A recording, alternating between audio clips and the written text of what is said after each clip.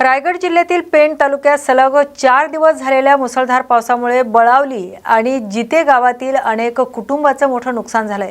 या पार्श्वभूमीवर गॅलेक्सी कंपनीने आपल्या कॉर्पोरेट सामाजिक उत्तरदायित्व अर्थात CSR उपक्रमाअंतर्गत पूरग्रस्त कुटुंबांना अन्नधान्य किटचं वाटप केलंय। या उपक्रमाअंतर्गत जीवनावश्यक वस्तूंचा समावेश असलेलं अन्नधान्य किट गरजू आणि पूरग्रस्त कुटुंबांना वितरित करण्यात आले। संकटाच्या काळात ही मदत नागरिकांसाठी मोठा दिलासा ठरल्याच्या भावना लाभार्थ्यांनी व्यक्त केल्या। या वितरण कार्यक्रमाला गॅलेक्सी कंपनीच्या CSR विभागाचे अधिकारी, स्थानिक लोकप्रतिनिधी, ग्रामस्थ आणि मान्यवर उपस्थित होते। तर सामाजिक बांधिलकी जपत आपत्तीग्रस्त नागरिकांना मदतीचा हात देण्याचा कंपनीचा हा उपक्रम कौतुकास्पद मानला जातोय।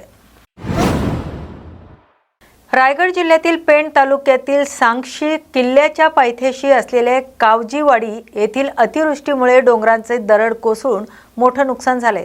सुदैवाने या घटनेत कोणतीही जीवितहानी झाली नाही, मात्र घरांच्या परिसरात, शेतांमध्ये आणि रस्त्यांवर मोठ्या प्रमाणात माती आणि दगडांचा मलबा साचल्याने गावकऱ्यांचं जनजीवन विस्कळीत झालंय।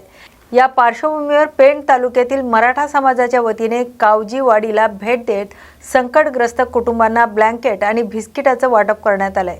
या मदत उपक्रमात समाजाचे पदाधिकारी, स्थानिक लोकप्रतिनिधी आणि ग्रामस्थ सहभागी झाले होते।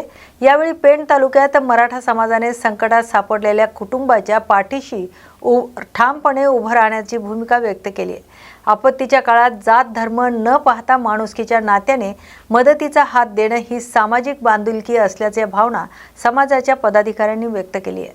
गावाला ओळखलं जातं, परंतु 6 तारखेला रात्रीचे 2 वाजता या गावावरती एक मोठं संकट येण्यापासून निसर्गाने त्यांना वाचवलंय। कारण आपण वरच्या बाजूला बघितलं तर खूप मोठी दरड साक्षी किल्ल्याची एक बाजूची निघून या गावावरती जवळपास आली होती, परंतु इकडे कुठलाही जीवितहानी झालेली नाही, परंतु बऱ्याच लोकांच्या घराची नासधूस झालेली आहे। बऱ्याच ठिकाणी गाळ गेलेला आहे, बऱ्याच घरांमध्ये दगडं घुसलेली आहेत। त्यामुळे त्यांच्या कुटुंबावरती गेले 6 दिवस खाण्यापिण्यापासून त्याचबरोबर त्यांचे कपडे किंवा इतर साहित्याचं खूप मोठं नुकसान झालेलं होतं। आणि अशा परिस्थितीमध्ये आज या ठिकाणी मराठा समाज पेण तालुक्याचे आमचे सर्व पदाधिकारी, अध्यक्ष साहेब, आमचे PT भाऊ शिंदे असतील, प्रवीणजी बैकर असतील, आमचे दशरथ सर असतील, अविनाश भाऊ निदोलीचे, त्याचबरोबर आमचे बेलावडीचे सरपंच सागरबाई आणि उपस्थित सर्व ही मंडळी आणि कावजीची वाडीची मंडळींना मराठा समाजाच्या वतीने आपण या ठिकाणी थोड्या प्रमाणात का होईना पण साहित्य वाटप या ठिकाणी करणार आहोत। आणि या सर्व प्रमुख मंडळींच्या उपस्थितीत आपण सर्व उपस्थितांना या ठिकाणी साहित्य वाटप करणार आहोत। धन्यवाद। हे फार मोठं होतं, पण देवपाडी असल्यामुळं हे संकट थोडक्यात निभावलं।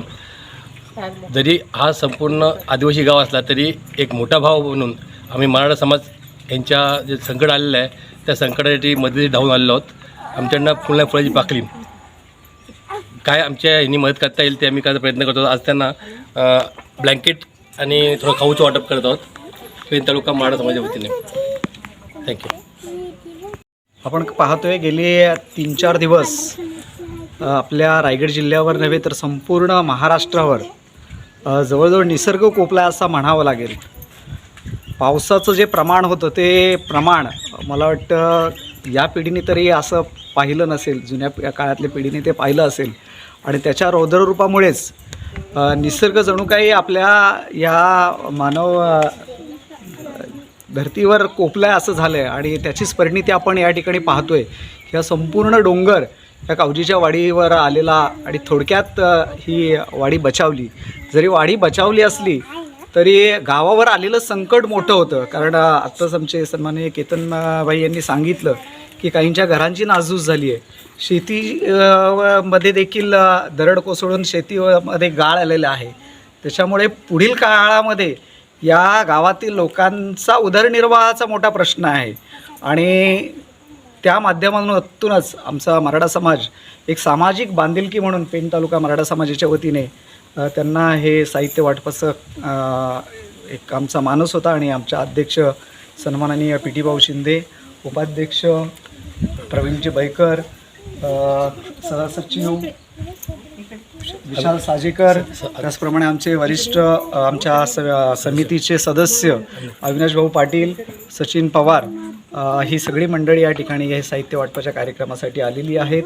तर ग्रामस्थांना विनंती असेल की ही आमच्याकडून ही आयडिया छोटीशी आपल्याला अविनाश पाटलांनी दिली होती. आणि आमचे समितीचे सदस्य अविनाश भाऊ पाटील यांनीच ही कल्पना आम्हाला दिली आणि ती कल्पना आता या सुवर्ण संध्येला पूर्णत्वास येते. मी ग्रामस्थांना विनंती करतो की आमची भेट त्यांनी स्वीकारावी. तुम्ही आता काय करा, एका कुटुंबाचं नाव त्यात किती चालेल. पुणे जिल्ह्यातील मोशी परिसरात झालेल्या भीषण दुर्घटनेनंतर बचाव कार्य युद्ध पातळीवर सुरू आहे. ढिगाऱ्याखालून आतापर्यंत 7 जणांना बाहेर काढण्यात आले आहे, तर त्यांना तातडीने YCM रुग्णालयात हलवण्यात आले. मात्र वैद्यकीय तपासणीनंतर डॉक्टरांनी सर्व 7 जणांना मृत घोषित केले. दरम्यान आणखी 2 कामगार ढिगाऱ्याखाली अडकल्याची शक्यता व्यक्त करण्यात येते. त्यांचा शोध घेण्यासाठी NDRF, अग्निशमन दल आणि इतर बचाव पथके सातत्याने प्रयत्न करत आहेत. तर या दुर्घटनेमुळे परिसरात शोककळा पसरली असून मृतांच्या नातेवाईकांनी घटनास्थळी मोठी गर्दी केली आहे. प्रशासनाकडून बचाव कार्य वेगाने सुरू असल्याचं सांगण्यात येत आहे, तर अडकलेल्या कामगारांचा शोध सुरू असल्याची माहिती देण्यात आली आहे. या बातमीचा आढावा घेतलाय आमचे प्रतिनिधी पप्पू वाकडे यांनी. न्यूज मराठीमध्ये आपलं स्वागत आहे. आता आपण मोशी या ठिकाणी आलेलो आहोत. माझ्या पाठीमागे आपण पाहू शकताय बचाव कार्य जे आहे ते या ठिकाणी युद्ध पातळीवर चालू असल्याचं आपल्याला पाहायला भेटत आहे. खऱ्या अर्थानं जर पाहिलं तर सकाळपासून आतापर्यंत एकूण 7 कामगारांना रेस्क्यू करण्यात आलेला असून अजूनपर्यंत 2 कामगार या ठिकाणी अडकल्याची माहिती भेटत आहे. आणि ज्यावेळी जे कामगारांचे नातेवाईक आक्रमक झाले त्यावेळेस कुठेतरी या ठिकाणी कामाला वेग आल्याचं आपल्याला चित्र पाहायला भेटलं. माझ्या पाठीमागं आपण पाहू शकताय या ठिकाणी एक कामगार पंचिंगसाठी गेले होते आणि याच ठिकाणी ते अडकल्याची माहिती भेटत आहे. त्याच्यानंतर जर आपण वर जर पाहिलं तर जी बिल्डिंग कोसळली होती तर त्या बिल्डिंगमध्ये पण अजून एक कामगार अडकल्याची माहिती भेटत आहे. या ठिकाणी जर पाहिलं अतिशय मोठा या ठिकाणी कचऱ्याचा ढीग आपल्याला पाहायला भेटत आहे. पाहूयात या ठिकाणी नेमकं जे प्रशासन आहे ते हे जे उरलेले 2 कामगार आहेत त्यांना कशा पद्धतीने या ठिकाणी. पेण जिल्ह्यातील मोशी येथील दुर्घटनेनंतर बचाव कार्य सुरू असतानाच ढिगाऱ्याखाली अडकलेल्या कामगारांच्या नातेवाईकांची चिंता वाढते. घटनास्थळी अनेक तासापासून कुटुंबीय आणि नातेवाईक आपल्या माणसाच्या सुखरूप सुटकेच्या आशेने बचाव कार्यवाहीकडे डोळे लावून बसले आहेत. NDRF आणि अग्निशमन दल आणि इतर यंत्रणांकडून युद्ध पातळीवर बचाव कार्य सुरू असले तरी प्रत्येक क्षण नातेवाईकांसाठी वेदनादायी ठरतोय. प्रशासनाकडून मिळणाऱ्या प्रत्येक माहितीची ते आतुरतेने प्रतीक्षा करत असून अडकलेल्या कामगारांना लवकरात लवकर बाहेर काढावे अशी मागणी केली जाते. घटनास्थळी शोकामय वातावरण असून संपूर्ण परिसराचं लक्ष बचाव कार्यवाहीकडे लागलंय. मोशी दुर्घटना स्थळावरून न्यूज मराठी 24/7चे प्रतिनिधी पप्पू वाकडे यांनी दिलेला हा विशेष अहवाल. नमस्कार, न्यूज मराठीमध्ये आपलं स्वागत आहे. आत्ता आपण मोशी या ठिकाणी आलेलो आहोत. माझ्या आजूबाजूला आपण पाहू शकतात अजूनही या ठिकाणी ढिगाऱ्याखाली कामगार अडकल्याचे या ठिकाणी आपल्याला पाहायला भेटत आहे. आणि जे नातेवाईक आहेत त्या जे कामगार अडकलेले आहेत त्यांचे नातेवाईक त्या ठिकाणी खऱ्या अर्थानं त्यांना एक आशा लागली आहे का कधी आमचे जे नातेवाईक असेल, भाऊ असेल, कधी बाहेर येतील. त्या ठिकाणी कॅमेरामॅनला विनंती कराल या ठिकाणी आपण त्यांचे जे नातेवाईक आहेत त्या ठिकाणी दाखवावेत. आणि अतिशय हृदयद्रावक घटना म्हणावी लागेल. आज या घटनेला 70 तासाहून अधिक काळ उलटून गेल्याचं या ठिकाणी चित्र आहे. आणि अशातच अजून एक 2 कामगार अडकल्याची या ठिकाणी माहिती भेटत आहे. न्यूज मराठी, मोशी, पुणे. राज्यातील अतिवृष्टीमुळे झालेल्या शेती नुकसानीचे पंचनामे करण्यास प्रशासनाने सुरुवात केली आहे. मात्र पंचनाम्यासाठी दिलेली मुदत अपुरी असल्याने ती वाढवून द्यावी अशी मागणी पुणे जिल्ह्यातील शेतकऱ्यांकडून होते. पुणे जिल्ह्यातील खेड तालुक्यासह विविध भागात शेती नुकसानीचे पंचनामे सुरू आहेत. प्रशासनाने शेतकऱ्यांना 2 दिवसात आवश्यक कागदपत्रांसह पंचनाम्याची प्रक्रिया पूर्ण करण्याचे आवाहन केले. मात्र इंटरनेट सुविधा सुरळीत नसणे, 7/12 आणि इतर कागदपत्रांसाठी 40 ते 50 किलोमीटरपर्यंत प्रवास करावा लागणे अशा अनेक अडचणी शेतकऱ्यांसमोर उभ्या आहेत. खेड तालुक्यातील औदर गावचे सामाजिक कार्यकर्ते सागर मेदगे आणि स्थानिक शेतकऱ्यांनी या अडचणी लक्षात घेऊन पंचनाम्यासाठी मुदत वाढवावी, जेणेकरून एकही पात्र शेतकरी मदतीपासून वंचित राहणार नाही, अशी मागणी त्यांनी केली. दरम्यान काही महसूल आणि कृषी अधिकाऱ्यांकडे अनेक गावांची जबाबदारी असल्याने प्रत्येक शेतात जाऊन पंचनामे करण्यासाठी वेळ अपुरा पडत असल्याचंही सांगितलं जात आहे. त्यामुळे प्रशासनाने परिस्थितीचं गांभीर्य लक्षात घेऊन पंचनाम्याची मुदत वाढवावी, अशी मागणी आता जिल्ह्यातील शेतकऱ्यांकडून जोर धरू लागली आहे. दिनांक 6 आणि 7 तारखेला जो मुसळधार पाऊस झालेला होता आणि या मुसळधार पावसाने पुणे जिल्ह्यामध्ये थैमान घातलेलं होतं आणि आपण पाहू शकतोय या ठिकाणी समोर हे जे बांध होते हे बांध कुठंतरी पडलेले दिसतात आणि या ठिकाणी समोर आपल्याला हे जे भाताचे रोप आहेत या ठिकाणी गाडलेले दिसतात आणि आपण समोर पाहू शकतोय या ठिकाणी पंचनामा करण्यासाठी कृषी अधिकारी आलेले आहेत आणि आपण त्यांना आता काही गोष्टी विचारायच्या आहेत. तर तुम्हाला हे पंचनामे कधी पूर्ण करायचे आहेत? आता आम्हाला ही ऑर्डर गुरुवारी रात्री 10-10:30 वाजता पडलेली आहे. काल त्या संदर्भात तहसीलदार साहेबांनी मिटिंग घेतली तर पंचनामे करण्याच्या सूचना त्या संदर्भात देण्यात आलेल्या आहेत आणि पंचनामे आज शनिवार आणि रविवार ह्या दोन्ही दिवसात पूर्ण करून सोमवारी पूर्ण आकडेवारी आणि गोषवारा सादर करायचा आहे. शेतकऱ्यांचं किती शेतकरी संख्या आहे आणि नुकसान झालेलं शेतकरी पिकाचं क्षेत्र किती आहे, जमीन माती वाहून झालेलं ते क्षेत्र किती आहे, हे सगळं आम्हाला डिटेल गोषवारा सोमवारी सादर करण्यास सांगितलेलं आहे. त्या संदर्भात आमचं काम चालू आहे. या ठिकाणी जिल्हाधिकारी साहेब यांना विनंती करू शकतो की हे 2 दिवसामध्ये जी कामं पूर्ण होणार नाही. आपण जे नुकसान झालेले आहे हे जे शेतकरी आहेत काय म्हणतात त्याची व्यथा आपण जाणून घेऊया. हे जे पावसाने आमच्या शेताचे नुकसान झाले होते, फार नुकसान झाले, शासनाने आम्हाला त्वरित मदत द्यावी. शांताराम शिंदे, न्यूज मराठी 24/7 पुणे. नमस्कार. आज मी सागर मेदगे आज या ठिकाणी औदर येथे प्रथमतः मी आपल्या कृषी अधिकारी प्राजक्ता वाघ मॅडम यांचं स्वागत करतो. गेले 2 दिवसापासून मॅडम आज औदर येथे जे अवकाळी पाऊस झाला आहे त्याचे नुकसान पाहणी करत आहेत. पण जो शासनाने जो कालावधी दिलेला आहे त्यासाठी हा खूप कमी आहे. या 2 दिवसामध्ये डॉक्युमेंट जमा करणं, शेतकऱ्यांचे 7/12 8 जमा करणं हा त्यासाठी वेळ खूप कमी आहे. तर आज इथं स्वतः मॅडम पण आलेले आहेत की त्यांच्याकडून जाणून घेऊया की कितपर्यंत झालेले आहे. आणि आपल्या अवतर येथे साधारणतः 700 खातेधारक शेतकरी आणि काल त्यांनी दिवसभर पाहणी केली असता त्यांचे फक्त 45च फॉर्म सबमिट झालेले आहे. इथं नेटवर्कचा पण इश्यू आहे. तर आज आपण मॅडमकडून जाणून घेऊ. नमस्कार, मी सहाय्यक कृषी अधिकारी प्राजक्ता वाघ. तर या ठिकाणी आता तहसीलदारांच्या आदेशानुसार आपण पंचनामे कालपासून चालू केलेले आहेत. मी काल दिवसभर फिरून सुद्धा पंचनामे केलेत. आजही सकाळपासून येऊन पंचनामे चालूच आहेत. पण एवढ्या कमी वेळात हे पंचनामे पूर्ण करणे म्हणजे खूप अवघड गोष्ट आहे आणि प्रत्येक बांधावर जाऊन खात्रामध्ये जाऊन फिरणे म्हणजे खूप अवघड होत आहे. त्याच्यामध्ये कालावधी पण खूप जात आहे. तर थोडासा वेळ वाढवून मिळावा ही विनंती आहे आणि सर्व शेतकऱ्यांपर्यंत आम्ही पोहोचावं, सर्वांना न्याय मिळावा, सर्वांना नुकसान भरपाई मिळावी यासाठी मी प्रयत्नशील आहे आणि सर्वांचा मी पंचनामा व्यवस्थितरित्या आम्ही करून देऊ. धन्यवाद मॅडम. धन्यवाद. यवतमाळ जिल्ह्यातील उमरखेड तालुक्यातील 12 गावात घरकुल योजनांची अंमलबजावणीबाबत नागरिकांनी नाराजी व्यक्त केली आहे. घरकुलांचे हप्ते अपूर्ण मिळणे, रोजगार हमी योजनेचे मानधन रखडणे आणि काही लाभार्थ्यांची नावे अद्ययावत न झाल्याने आरोप नागरिकांनी केला आहे. उमरखेड तालुक्यातील 12 गावातील घरकुल लाभार्थ्यांनी विविध समस्यांकडे लक्ष वेधले. काही लाभार्थ्यांनी घरकुल योजनेचे 1, 2 किंवा 3 हप्ते मिळाले असले तरी रोजगार हमी योजनेअंतर्गत मिळणारे मजुरीचे पैसे अद्याप खात्यात जमा झाले नसल्याचा दावा त्यांनी केला आहे. याशिवाय काही विधवा महिलांचे नावे अद्याप योजनेत अद्ययावत करण्यात आले नसल्याचं त्यांनी सांगितलं आहे. त्याचा लाभ मिळण्यात अडचणी येत असल्याचंही नागरिकांचं म्हणणं आहे.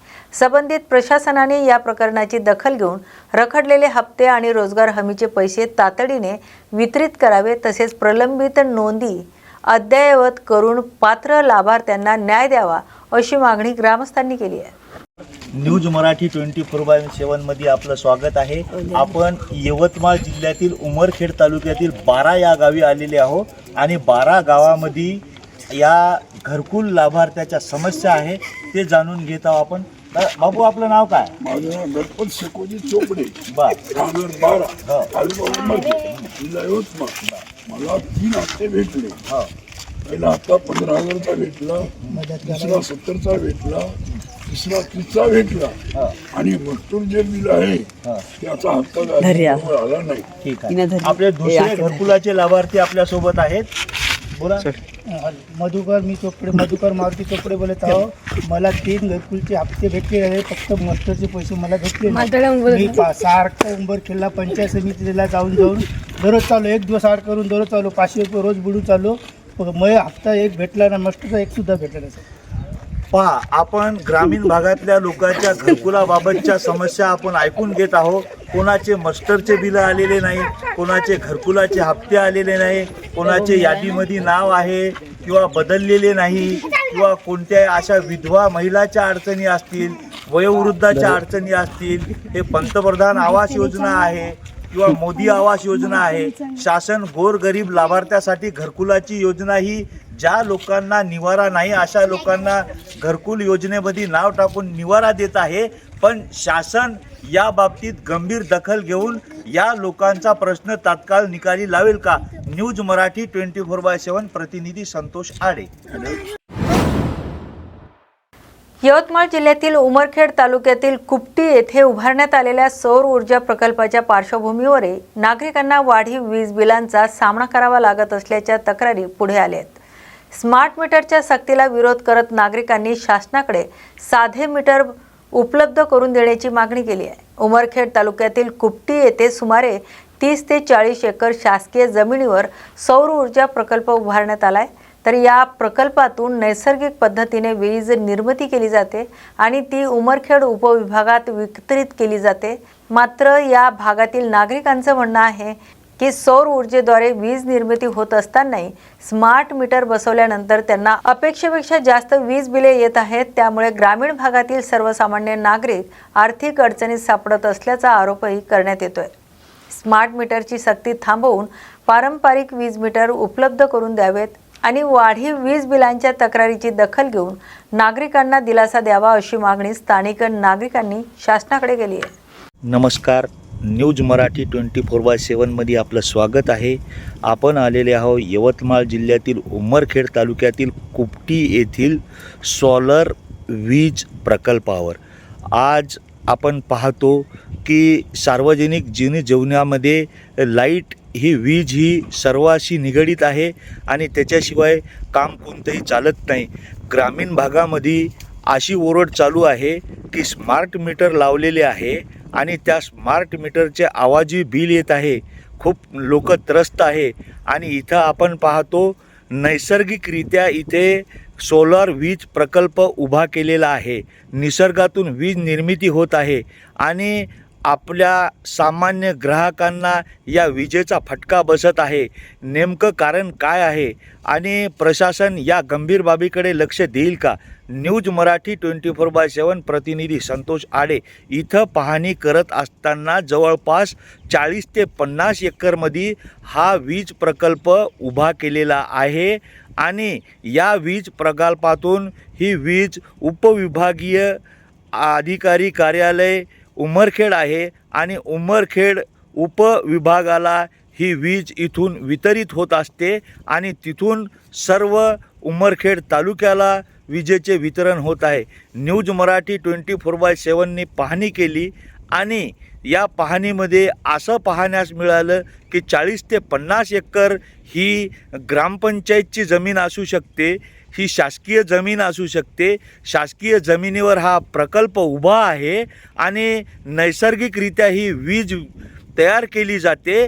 पण गोरगरीब लोकांना ग्राहकांना जर असे आवाजी बिल येत आहे तर नैसर्गिकरित्या या विजेला खर्च किती लागतो, काय लागतो, त्या पद्धतीने जर सर्वसामान्य ग्राहकांना वाजवी दर जर मिळाले आणि वाजवी दराप्रमाणे जर बिलं आली तर नाहकच गोरगरीब लोकांना त्रास होणार नाही. न्यूज मराठी 24/7 प्रतिनिधी संतोष आडे.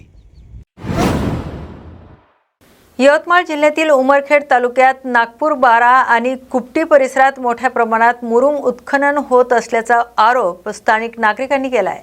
ओव्हरलोड हायवा ट्रकमुळे रस्त्याची दुरावस्था होत असून अपघाताचा धोका वाढल्याची तक्रारही नागरिकांनी केली.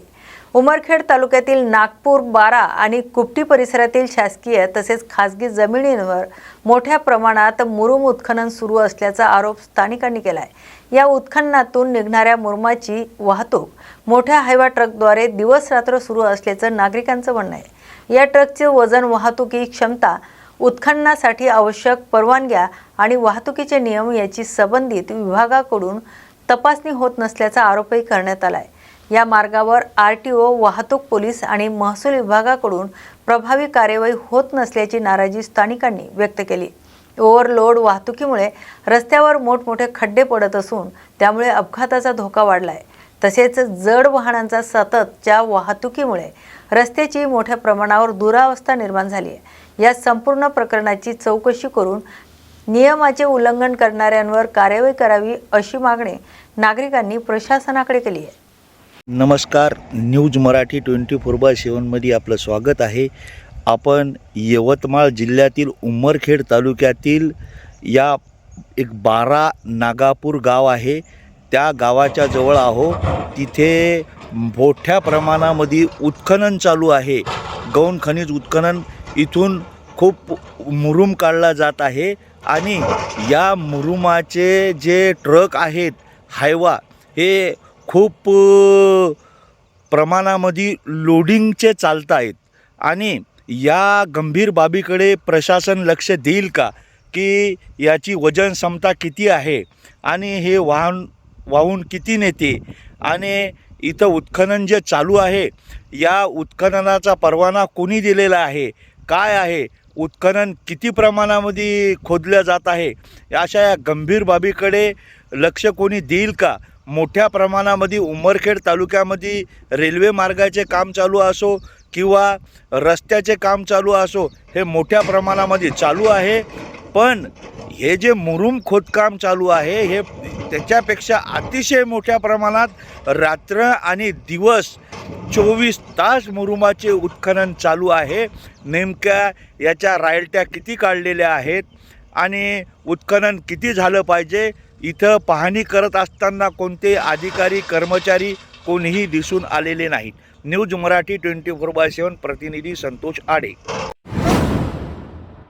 माजी खासदार विनायक राऊत यांच्या कुटुंबियावरील आरोपांच्या पार्श्वभूमीवर गिरिजा राऊत प्रकरणात भाजप महिला मोर्चाने आक्रमक भूमिका घेतली आहे। सिंधुदुर्गात आयोजित पत्रकार परिषदेत भाजप महिला मोर्चांच्या जिल्हा पदाधिकारी मोहिनी मडगावकर यांनी गिरिजा राऊत यांना न्याय मिळावा अशी मागणी केली आहे। या प्रकरणातील आरोप गंभीर असल्याचं सांगत पोलिसांनी निष्पक्ष आणि सखोल चौकशी करून संबंधित आरोपींवर तातडीने कायदेशीर कार्यवाही करावी अशी मागणी केली आहे। तसेच या प्रकरणातील संबंधित लोकप्रतिनिधी, नगरसेवक पदावर राहण्यास पात्र नसल्याचा दावा करत त्यांचं पद रद्द करण्याचीही मागणी केली आहे। दरम्यान या प्रकरणात तातडीने कार्यवाही न झाल्यास भाजप महिला मोर्चांच्या वतीने पोलीस ठाण्यात जाऊन कायदेशीर लढा देण्यात येईल असा इशाराही मोहिनी मडगावकर यांनी दिला आहे।